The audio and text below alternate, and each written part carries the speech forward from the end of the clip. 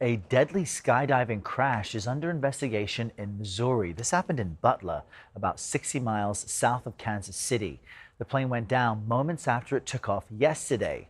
12 people were killed, including the pilot.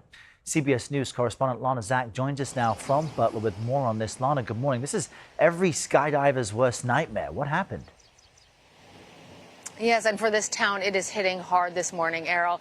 I spoke with an eyewitness who was on this road. She saw the plane going about 50 miles an hour. At one point, just 30 feet off of the ground when it crashed right over there. You can see from those remains why, in her words, she said it was completely obliterated. Video shows the smoking wreckage of a skydiving plane that crash landed moments after takeoff from Butler Memorial Airport in Missouri. 11 skydivers and their pilot were all killed. It was completely perpendicular with the wings to the sky, to the ground, going fast, and then they just hit the ground. And what was that impact like?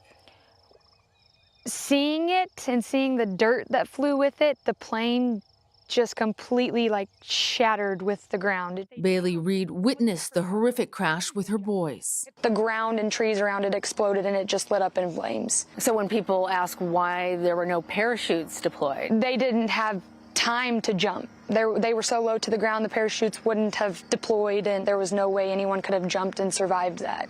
Family members of those on board there to cheer on their loved ones also saw the tragedy unfold. Our hearts go out to them. There's nothing we really can say to make it better. An airport official told the New York Times when the plane failed to gain altitude, it appeared that the pilot tried unsuccessfully to land on the road.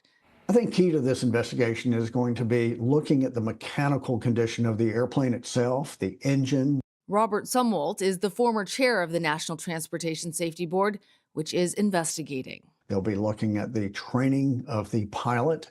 They'll also be looking at the FAA oversight to see if the FAA was providing adequate surveillance over this particular operation. Since this is a parachute operation and not a commercial operation, oftentimes the FAA doesn't have the resources to oversee small operations like this.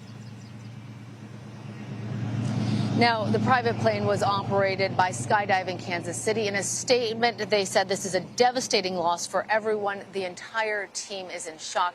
This town is so small. Butler doesn't have an airport tower that was actually in communication with the pilot. So, Errol, we're waiting for the NTSB to be on site later today for some more answers. Yeah, Errol. such a tragedy and a mystery there. Lana, thank you.